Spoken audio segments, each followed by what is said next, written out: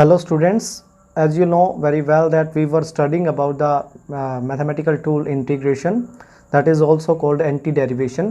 So anti-derivation के अंदर हमने 3 रूल्स सक्सेसफुली हम लोग कंप्लीट कर चुके थे।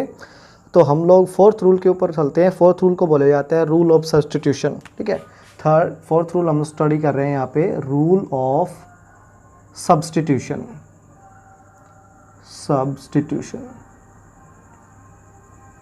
ठीक है, फोर्थ रूल सब्स्टिट्यूशन रूल वहाँ यूज़ किया जाता है जहाँ हमारे पास बहुत ही कॉम्प्लिकेटेड इंटीग्रेशन आ जाते हैं। उनके अंदर हम लोग रूल ऑफ सब्स्टिट्यूशन का यूज़ करते हैं। ठीक है, तो जनरल फॉर्म क्या होगी उस रूल के अंदर, देखो, you have to find out the integration of F of G of X. इसको पढ़ा जाता है F of G of x.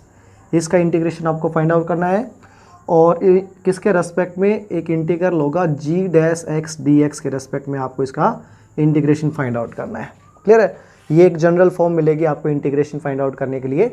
तो सबसे पहले आप F of G of X को आप कैसे लिख दोगे, integration as it is F of as it is. ये जी ऑफ एक्स है ना, इसको आप सब्सटीट्यूट कर दोगे, एक यू लेटर से सब्सटीट्यूट कर देते हो, और जी डैश एक्स डी एक्स को आप सब्सटीट्यूट कर दोगे डी यू से, इसके इंटीग्रल से। ठीक है, तो इसकी जनरल फॉर्म जो थी F of G of X G dash X D X, ये जनरल फॉर्म कंप्लीट या चेंज हो जाएगी F of U D U के अंदर। ठीक है, और जब हम F of U D U का इंटीग्रेशन फाइंड आउट करेंगे तो लेट वी से इंटीग्रेशन आ जाता है कैपिटल एफ ऑफ यू, इसके ये इंटीग्रेशन आ जाता है प्लस कॉन्स्टेंट ऑफ इंटीग्रेशन आ जाता है। ठीक है, यहाँ तक सोल्व करने के बाद हम लोग फाइनल वैल्यू पुट कर देते हैं। f तो उसका इंटीग्रल आता है और u को आपको कहाँ से सब्स्टिट्यूट किया तो उसकी वैल्यू पुट कर देंगे तो वो आ जाएगा g ऑफ x के बराबर। ये आपका f of g of x, इसका कंप्लीट इंटीग्रल आ जाएगा plus constant of integration as it is चलता रहेगा। ये जनरल फॉर्म है सब्स्टिट्यूशन मेथड की। ठीक है, अब मैं इसको करवाऊंगा वन बाय वन, एक दो एग्जांपल देखेंगे उसके अंदर आपको समझ में आएगा। देखो, ठीक है, फर्स्ट एग्जांपल मैं इस इंटीग्रेशन के अंदर ले रहा हूँ। Let we say you have to find out, let we say we want to find out the integration of x plus 2 raise to power 5 dx। इसका इंटीग्रेशन फाइंड आउट करना चाहते हैं। ठीक है, तो इसका इंटीग्रल फाइंड आउट करने के लिए सबसे पहले सब्स्टिट्यूशन मेथड से क्या कहेंगे हम लोग कि ये x प्लस 2 है, इसको मैं u बोल देता हूँ। ठीक है, तो आपने बोल दिया लेट हम बोल देते हैं put u is equal to x plus 2। ठीक है, u को हमने पुट कर दिया, x प्लस 2 को पुट कर दिया u से। ठीक है, फिर आपको यहाँ पे dx चाहिए, तो आप dx को फाइंड आउट करने के लिए इस u को डिफ्रेंशिएट कर दोगे x के रेस्पेक्ट में। तो differentiating u with respect to x, तो ये आ जाएगा du by dx, it is equal to, ये हो गया। ठीक है, x का डिफ्रेंशिएशन यहाँ पे 1 आ गया प्लस 2 यहाँ पे कांस्टेंट है, उसका डिफरेंशिएशन आपको पता है ये 0 के बराबर हो जाएगा। तो इसका कंप्लीट डिफरेंशिएशन आ गया आपके पास 1। ठीक है, तो नेक्स्ट हो जाएगा du। ठीक है, तो du का इंटीग्रेशन डिफरेंशिएशन आ गया आपके पास 1 dx के बराबर। ठीक है, तो मीनिंग क्या हुआ इस चीज़ का कि जब आपने x प्लस 2 की जगह u पुट किया तो u की पावर तो आ गई यहाँ पे 5, और dx पुट किया तो dx की जगह आपका इंटीग्रल लिख दोगे आप du, और इसका इंटीग्रेशन इजीली फाइंड आउट कर सकते हैं हम लोग पावर रूल से। ठीक है, क्या कहता था पावर रूल कि जो आपका इंटीग्रेशन करना होता है उसकी पावर जितनी होती है उसमें 1 ऐड कर देते हैं। तो u की पावर 5 1 ऐड कर देंगे तो क्या बन जाएगा 6, डिवाइडेड बाई उतने से हम लोग डिवाइड कर देते हैं। डिवाइड कर दिया plus sign of plus constant of integration c हो जाता है। क्लियर है, ओके, इसको हम लोग क्या लिख सकते हैं 1/6 एज इट इज। u की वैल्यू रिप्लेस करेंगे, u किसके जगह रखा था आपने x प्लस 2 की जगह, तो x प्लस 2 की जगह रेज टू पावर तो क्या आ जाएगा 6 आ जाएगा प्लस कांस्टेंट ऑफ इंटीग्रेशन, ये इसका इंटीग्रेशन आ जाएगा। देखो, ठीक है, सिंपल है, ये आपको वैसे भी लग रहा था कि हम सीधी पावर से सोल्व कर सकते थे, लेकिन ये सीधा सोल्व नहीं होता। ठीक है, ये ऐसे ही सोल्व होता, ये इसको बोलते हैं हम लोग सब्स्टिट्यूशन मेथड बोला जाता है सोल्व करने के लिए इंटीग्रेशन के अंदर। क्लियर है, let's take some another examples.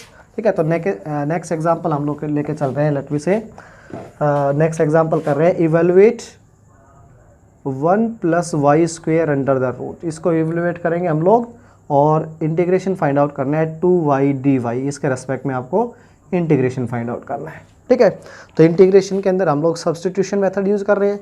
तो सबसे पहले सेम वही u put u is equal to, हम 1 प्लस वाई स्क्वेयर को u के बराबर पुट कर रहे हैं। ठीक है, तो ये इंटीग्रल फॉर्म कैसे ले लेगा, इंटीग्रेशन फॉर्म हो जाएगा integral under the root. Under the root को हम लोग आपको पता है क्या लिख सकते हैं 1/2 लिख सकते हैं, और 1 प्लस वाई स्क्वायर की जगह आपने u पुट कर दिया तो u हो गया, u raise to power 1/2। 2y dy निकालने के लिए differentiating u with respect to y, y के रेस्पेक्ट में u को डिफ्रेंशिएट कर देंगे। तो देखो 1 का डिफ्रेंशिएशन तो 0 होता है, प्लस 2y का डिफ्रेंशिएशन, y स्क्वायर का डिफ्रेंशिएशन आ जाएगा 2y। ठीक है, आपको यहाँ से du चाहिए तो वो आ जाएगा 2y dy के बराबर। इसका मतलब कि इस कंप्लीट टर्म 2y dy की जगह आप लोग du पुट कर सकते हो, तो ये du रख दिया आपने यहाँ पे।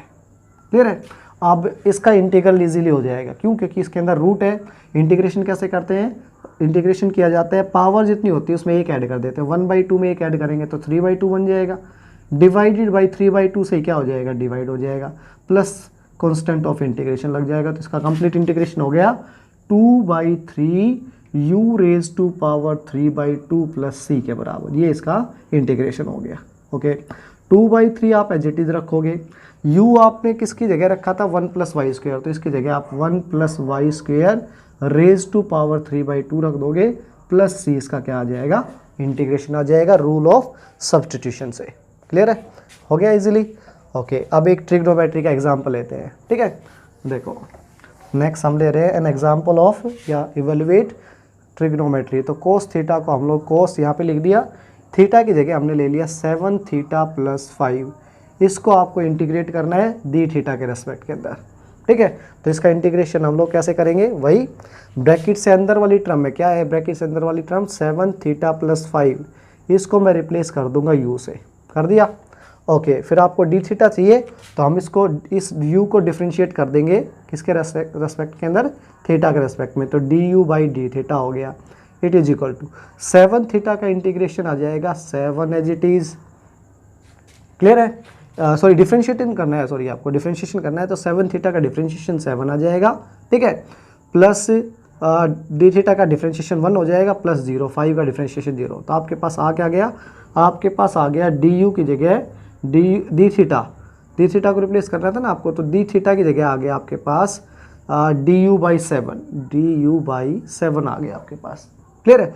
तो आप सारी वैल्यू रिप्लेस कर देते हैं, तो integration sign as it is, cos as it is.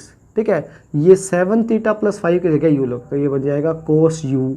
D theta की जगह बन गया डी यू डिवाइडेड बाई 7। तो 1/7 तो सबका कांस्टेंट बाहर आ गया। क्लियर है? तो इंटीग्रेशन के अंदर बच गया कोस यू डी यू के बराबर। क्लियर है? 1/7 as it is, cos u D u, cos का इंटीग्रेशन होता है साइन यू के बराबर। क्लियर है? तो इसका इंटीग्रेशन आ गया sine u. 1/7 as it is रह गया, साइन एज इट इज रह गया, u की जगह क्या पुट कर देंगे? जो हमने रिप्लेस किया था 7 थीटा प्लस 5। तो complete integration of cos 7 theta plus 5 D theta का इंटीग्रेशन आ गया 1/7 साइन 7 थीटा प्लस 5 के बराबर, प्लस कॉन्स्टेंट ऑफ इंटीग्रेशन लिखना चाहो तो लिख सकते हैं आप लोग। ये हो गया।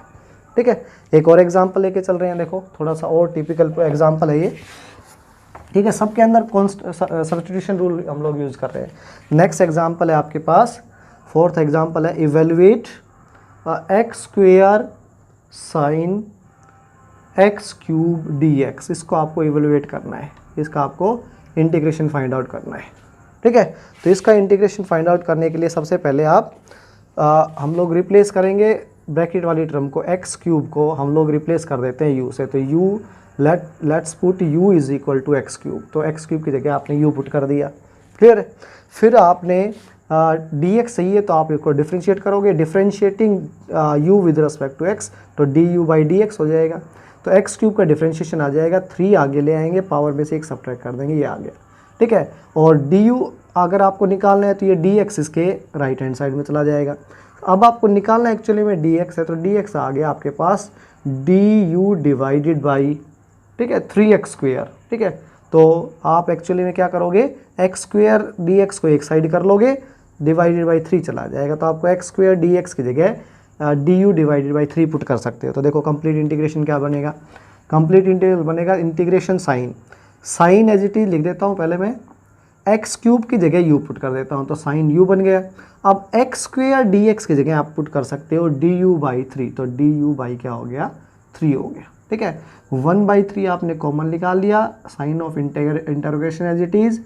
ठीक है, sine of integration as it is, sine u du। Clear है?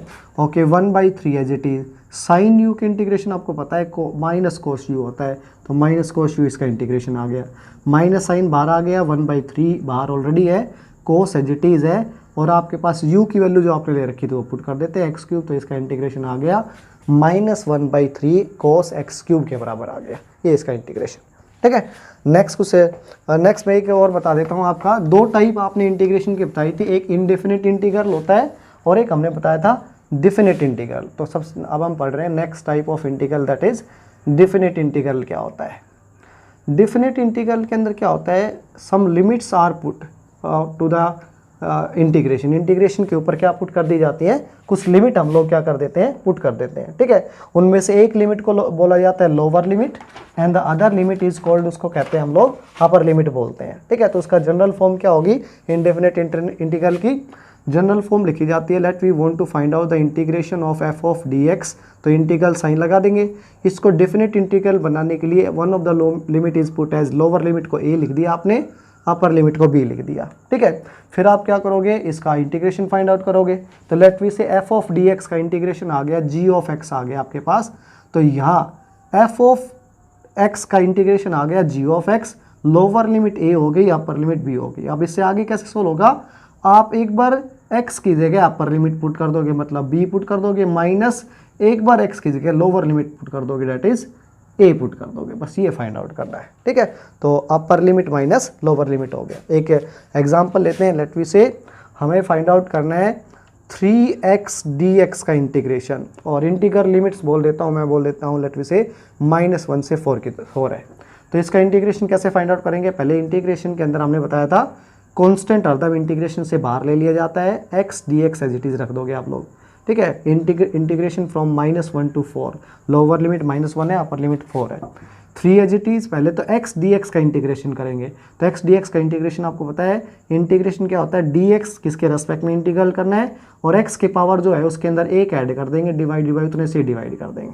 ठीक है, तो ये बन गया, लोअर लिमिट आपकी -1 है, अपर लिमिट 4 है, 3 एज इट इज हो गया, बाहर 2 और निकाल देते हो, 3/2 बाहर आ गया, इंटीग्रेशन अंदर बच गया, इंटीग्रेशन सोल्व करने के बाद x² lower limit to the upper limit, 3/2 as it is रह गया।